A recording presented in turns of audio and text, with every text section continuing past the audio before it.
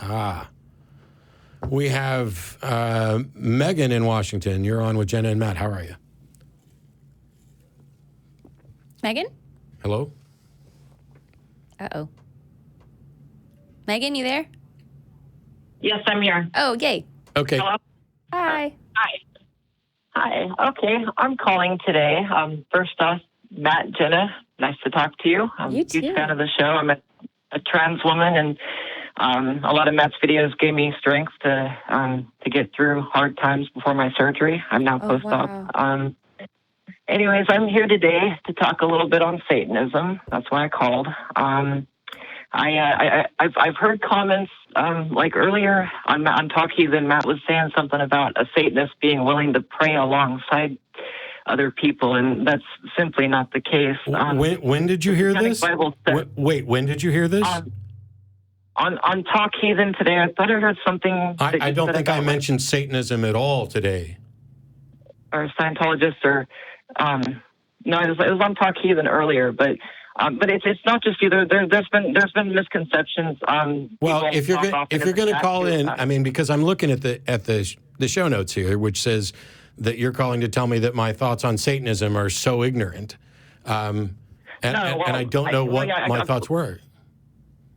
Well, I mean, you understand that most Satanists are atheists, right? Yes. Do you understand that I've debated them and worked with them and alongside both the Satanic Temple and I've spent so much time correcting people's views on Satanism that to find out that I was ignorant or monumentally wrong would be amazing.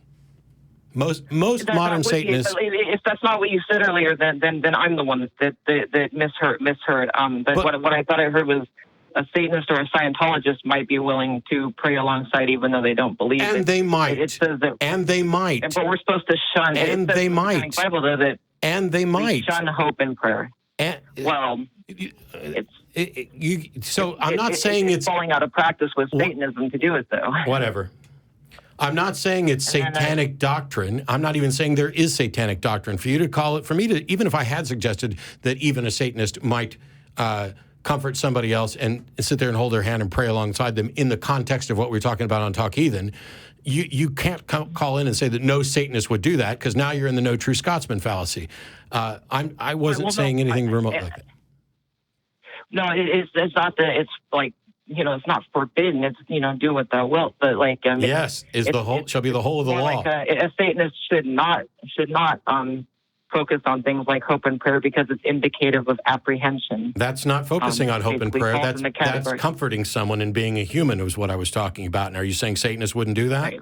If they wouldn't do that, then fuck them. Oh no, yeah, no. If we love that person and have compassion for them, then we can absolutely be there to support them. But like I, as a Satanist, I won't pray alongside people.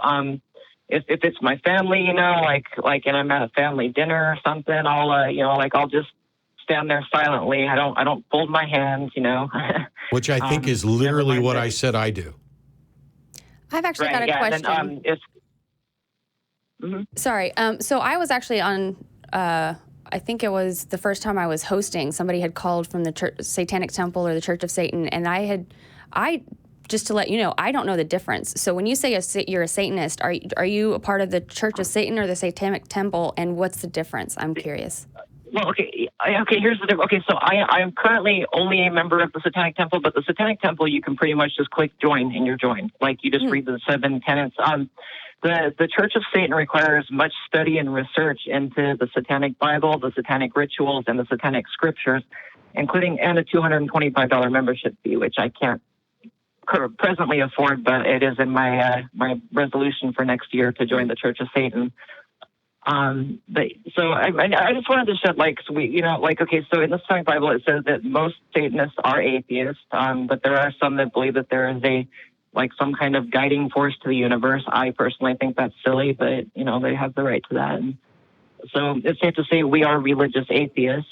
We believe that God is an externalization of man's own ego, and that the ego and the soul are the same thing, and that the soul essentially dies with the body. And since God is an externalization of the ego, and the ego is of the flesh, thus everything is of the flesh, and it can allow us to open up and emancipate from other people's dogmas and superstitions, and to be able to rejoice in our own experience of life and to experience things like, quote, spiritual gratification or, whatever. So it's kind of like the Unitarian Universalists. It's kind of like being an atheist that adopts a whole bunch of religious language and then modifies it so that it fits more consistently.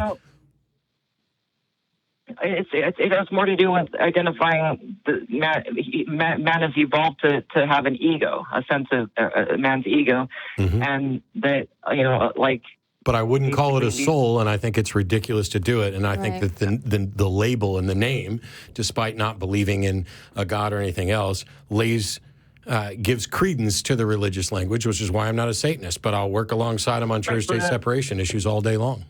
Yeah, and then even as a Satanist, then why call it a soul? Just call it the ego. And why call God a manifestation of man's ego? Why not just say there's ego? Well, and it dies with the body. There's things within our brain that can be experienced by grasping our that part of our psychology that wants to reach for dogmas and superstitions, and being able to have a control over that, be able to arrange our own dogmas and superstitions. Why would anybody want to arrange their own dogmas and superstitions? Dogmas, by definition, are that which can't be questioned. That's not skepticism. I have massive problems with doctrine, even among completely atheistic, secularist Satanists. But they're good allies in the fight against church-state separation. I mean, but I still cross my fingers and, Yeah, but do you think it's doing anything? No, but I do it for fun.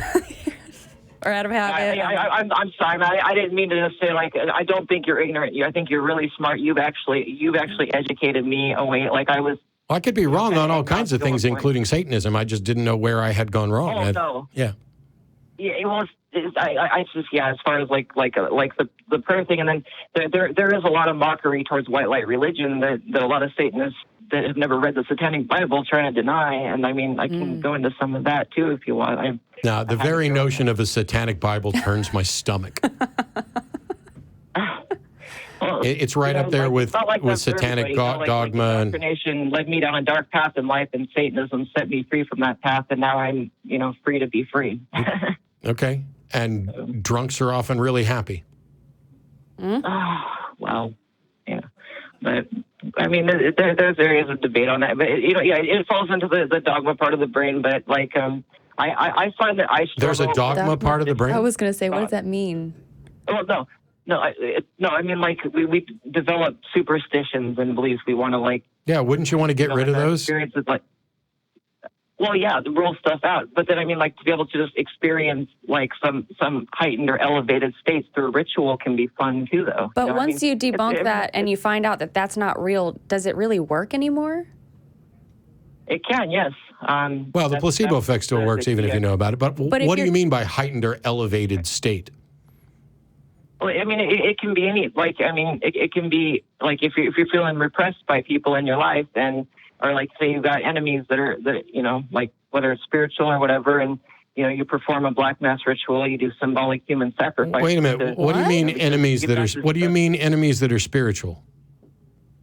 Well, people pushing their idealisms on you, telling you how to live or telling you. That's just an asshole. What's spiritual about that? Well, these things can cause repression and oppression. What is spiritual about mass it? Can be used. Well, I don't mean spiritual in a mystical sense. I mean, then why use the word? Feel whole as a person. Okay. Well, so if people are pushing their ideals on you that make you not whole as a person, which is a phrase that I also don't necessarily understand, why call that spiritual enemy? Well, it's an adversary. It's an oppressor. But not spiritual. I had a street evangelist. Huh? But not spiritual.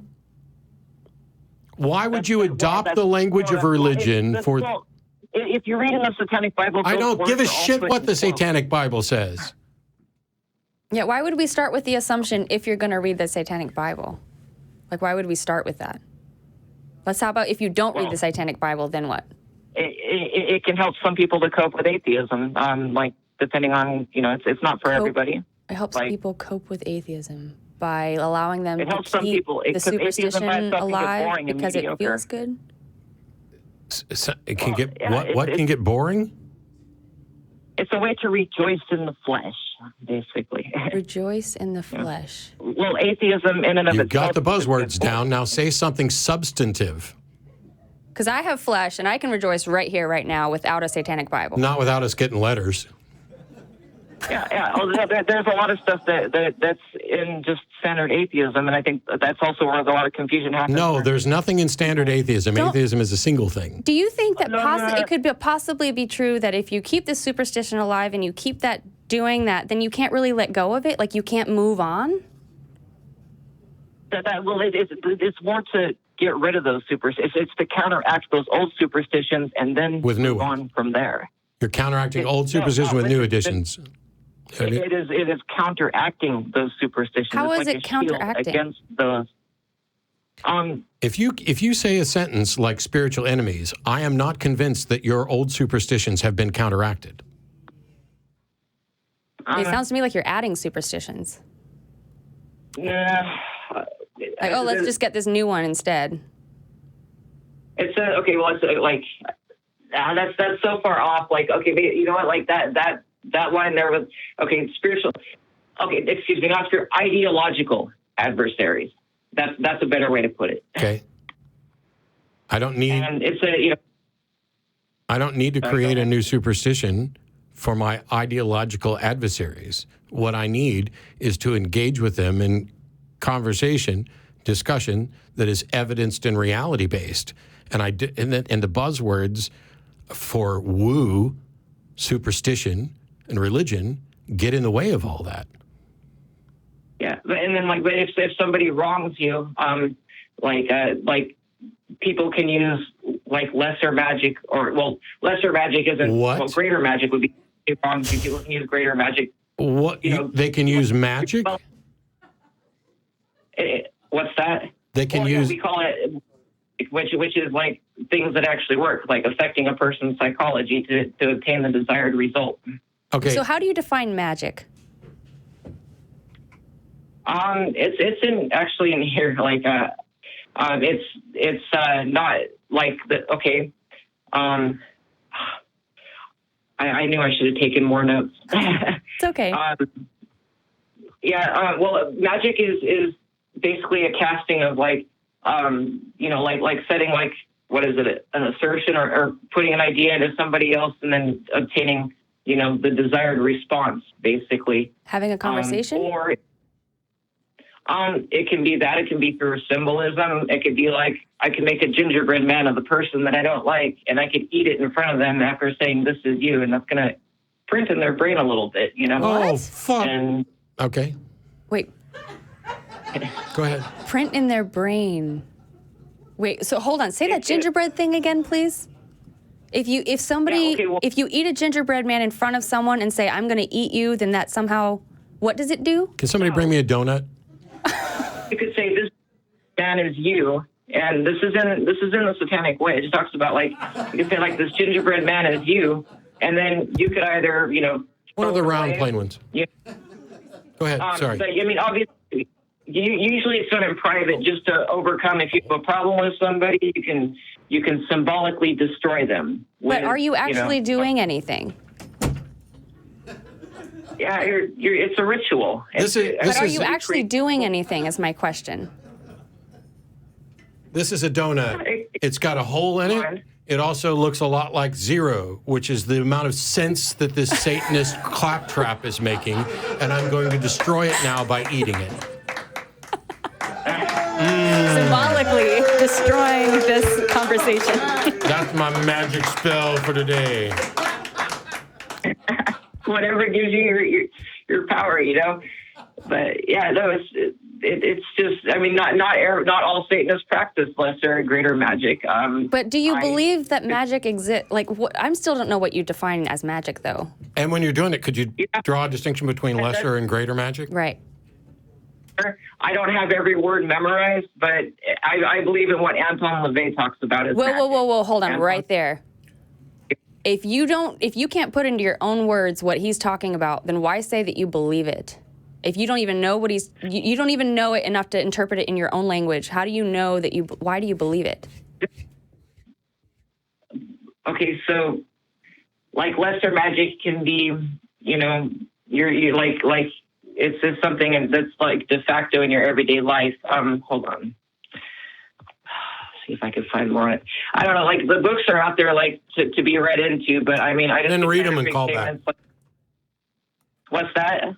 You should read them enough so that you can actually explain this stuff. So this is the thing. So when I married my husband, he had told me that he was a Unitarian. And to me, as a Catholic, I was like, oh, well, he's got a religion, so that's cool.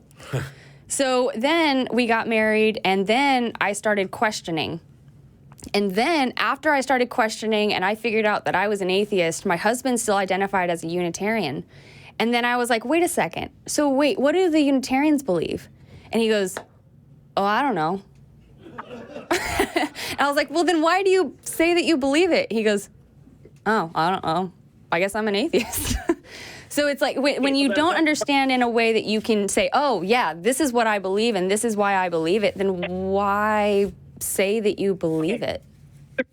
De facto, using it can be using like symbolisms. It can be staging an event, to convey a message. It's like basically magic in the making. It's like she's magic on stage when she dances. That's what magic is to us, basically. Because wait a second, hold on. Let me think about that.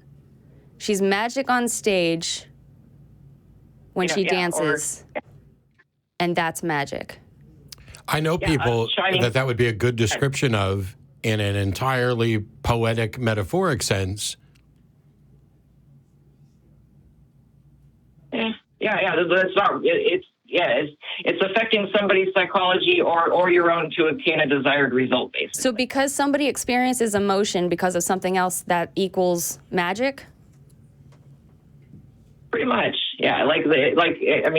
This is what I was talking about when I say that Satanism, both in its primary label and in the language that it tends to use, adopts a bunch of religious language, a lot of supernatural, superstitious, woo-based language, and tries to salvage it to say, well, there's no real magic, but we'll call this ability to affect someone else's psychology magic. And that way we can keep using the word, even though really we know the word is bullshit.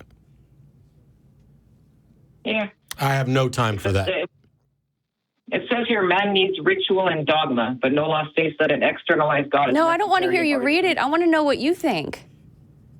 I believe it's true. We develop rituals and we develop we try to work through them. But I agree that we do, but dogma is a belief that is unquestionable. And do you think that we need beliefs that are unquestionable? No, we need beliefs that are questionable. So you're not a Satanist then? By what you just read, if you say the book says that men need dogma and you disagree with the book, why don't you disagree with it on other things? Well, dogma means unquestionable. Anton LaVey might define dogma differently in here because I don't think that's what. I don't think he's deciding anything now. But in the past, perhaps. I'm not denouncing. I mean, I've read this book time and time again, and it's just there's a lot to go through. Like when you want to go into lesser and greater magic, you've got like 3 books of information. Wait. So what's lesser? We established that magic equals something that makes someone experience emotion, right? Right. Or it can be. It's when you do something to obtain a desired result and it is effective. That's a completely different definition than you gave me a couple minutes ago. I had a desired result of going to sleep last night. And are you telling me that because I went to sleep last night, that was magic? You did magic and you didn't even know it. I would say someone who has frequent episodes of insomnia that, I'd say it's magic to get a whole night's sleep. I didn't get a whole night's sleep. I just went to sleep, and I have frequent issues with sleeplessness. But you're saying when you achieve a desired result, that's magic. Well, isn't that everything we do every day, all the time? So broad. Is achieving desired results? Is the world? I win. That's magic. Yeah. Yeah. Why? Why? when I decide to move on to the next caller and I hang up, will that be magic? Okay, I'll let you go then. I love you, Matt. I think you're awesome, and I'm sorry that I called and I didn't quite. I'm just asking questions. I'm sorry. We're not trying to be mean or disrespectful or anything. Honestly, I'm so sorry if the questions are designed to show problems in what you're advocating. Right. Specifically, certain use of language. Now, language, I've said it before, language is our bitch. We make up words, we change what they mean, we use it, we play with it, we twist things around. I'm fine with that. But what I'm not fine with is if there's a term that has a standard usage that the overwhelming majority of people would understand, and some little pocket uses it in an esoteric way, such that it gives credence to that term. If you say we have a soul, I'm fine with poetry about the human spirit, but if you say we have a soul, that has a usage that religious people and people who accept the supernatural view that as the soul is that supernatural component of a human being which survives that person's death, that is the essence of who they are, that is the ghost in the machine. And when you say, there is no actual ghost and it doesn't survive death, the soul dies with death, but what we mean by soul is, the sum total of human experiences or your consciousness or whatever else. Why keep the word or try to massage this word? Why not just say what you mean? Yeah. Well, that's, that's why I was just clarifying the soul means the ego, basically to the Satan. And why not just say ego is his question? That's fine too. You can just. But seriously, I'm not asking is that allowed. I'm saying why don't you just say ego? Why come up with another word and confuse that definition with the definition that most of the general world disagrees with you on? Why not just say ego? I apologize. I must have gotten jumbled there a little bit. No. Megan. I don't use. This isn't about. I think. Megan. The question that Jen is asking and that I was asking, it's not about you and why you do this. This is something that Satanists push forward. It's the thing that you accepted unquestioningly and without much skepticism or thought behind it. You're not the only Satanist that uses its terms this way.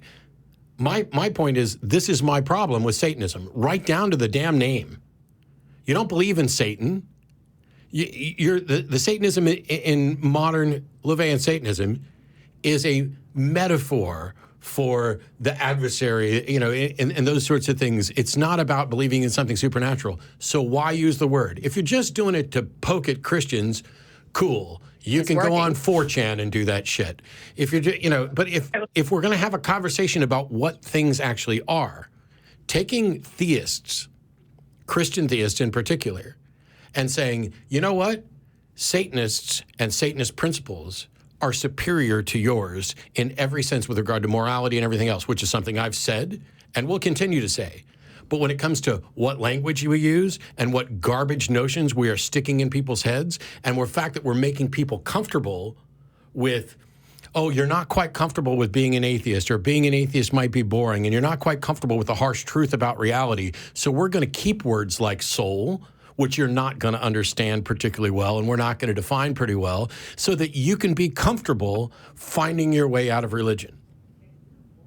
Yeah, I see what you're saying.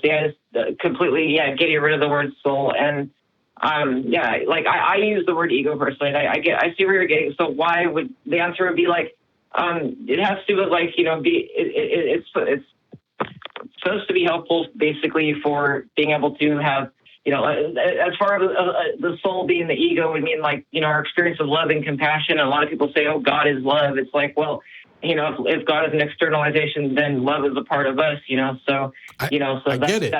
But look what it's done. Just those simple little twists has got you to the point where in this call, you have talked about magic, lesser magic, greater magic, black mass, casting,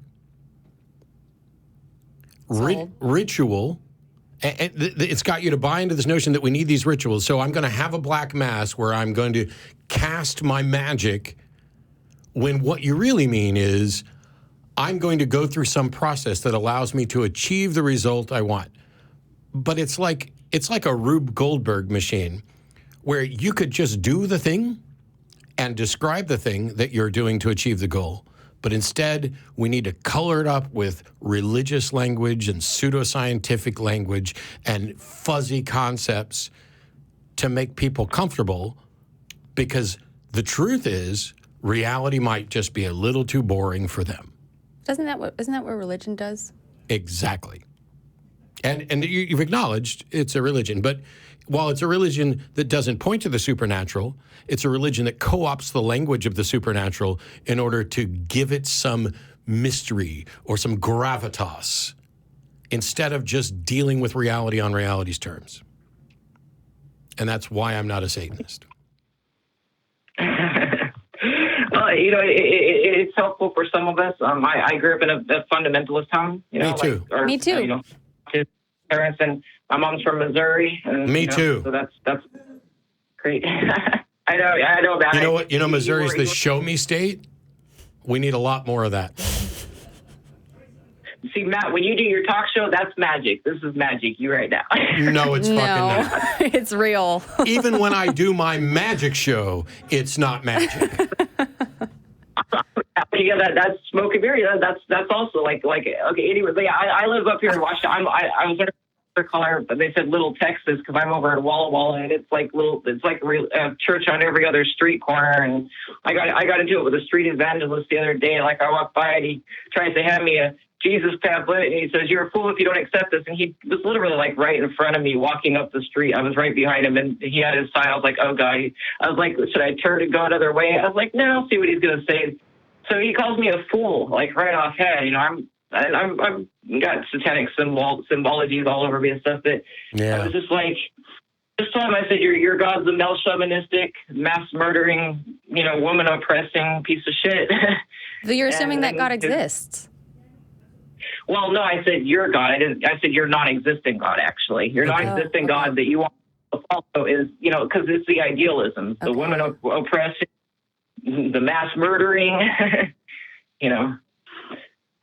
So, what was the end result? What was the end result of that conversation? He just became like the angry street evangelist, yelling and screaming that people need Jesus. Like he was mad, but he couldn't shout profanities because he was a pastor. So instead, he was like, "What was your goal in talking to him?" There was no goal. He kind of tried to snare me with a no. What was your goal in responding to him?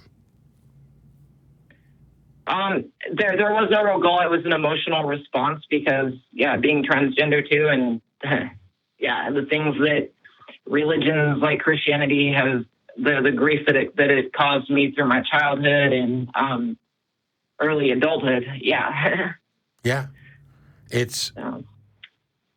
Did you want him to get mad? No, I tried to start off in more of a debate. I don't.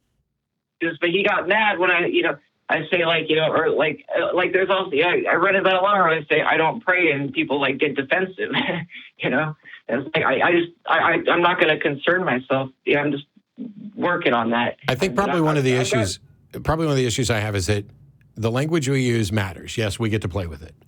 But if we're trying to explain concepts to people and we're talking past each other or whatever else, when I hear Satanists using the Satanist label and talking about lesser and greater magic and ritual and whatnot and casting spells and all this other stuff, I see them co-opting language to misrepresent what's actually happening. And religious people are doing the same thing when it comes to concepts of gender.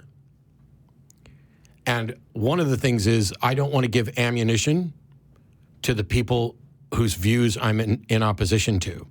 And so I'm not going to cave and say, yes, I have a soul, but I call it an ego. Just that's no more productive than, yes, I was assigned male at birth, but when you say I'm a man, I guess I kind of am, but now I'm not. You give credence to the arguments and positions that are in direct opposition to not only what is true, but what we value. This is why I care so much about how people are using language. Play with it all you want. But if we're not actually communicating an idea that we both understand, and all we're doing is working to make the other person angry, I don't know that we're doing anything good. Right. And we're to be respectful, like everybody has the right to their beliefs and whatnot. Except that everybody has a right to hold beliefs, but that doesn't mean everybody's beliefs are right or equally right. Right. Yeah, that's true. And so this is why we want to believe as many true things and as few false things as possible. I'm sure Lucian Greaves will give me a call at some point or send me an email. But I'm not super active in the temple. I'm mostly just a personal Satanist. I actually became a Satanist in jail. I'm trying to follow Christian paths and agnostic paths led me down dark roads. I mean, I was, that's actually a really good story. I mean, Eric Murphy just debated a guy who became a Christian in jail. So somebody becoming a Satanist in jail, that would be a good conversation.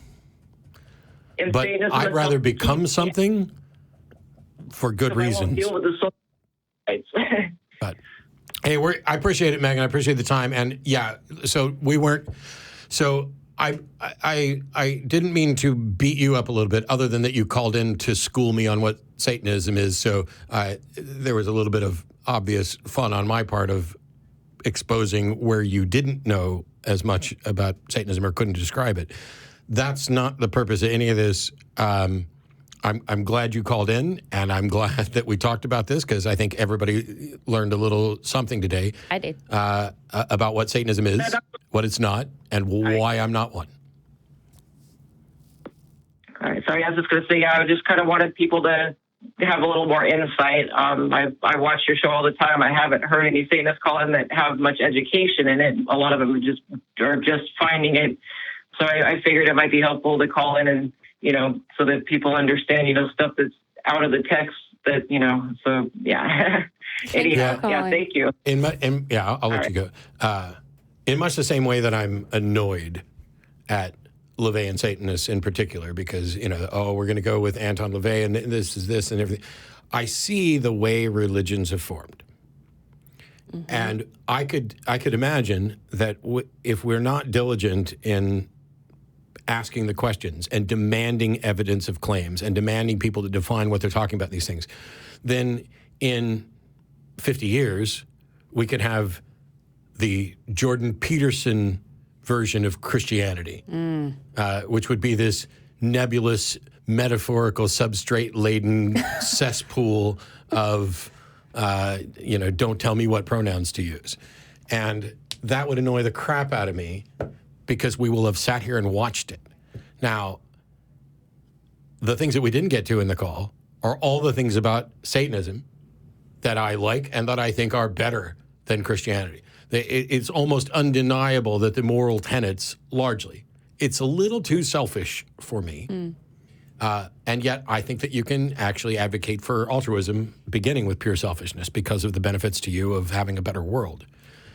But I would encourage anybody to go to this satanic temple, go to Wikipedia and look up Satanism and look at what modern Satanists believe and why, and look at what their foundational moral principles are about how we should interact with each other, because those are superior to Christianity, to Judaism, to, you name it, Islam. Right. And I get it. And I'm happy that they're working alongside us for church-state separation. It's just like when you said that you passed by that church downtown in Austin, and it had, we support this and we support that. It's like, that's better than what we've got over here, but is that ultimately the goal, to find just a better thing that makes you feel a little better, That was a 9 out of 10 list of things that I agree with and wholeheartedly support. And it's great to see it at a Baptist church. Mm-hmm. But it's not a Southern Baptist church. It's not a traditional Baptist church.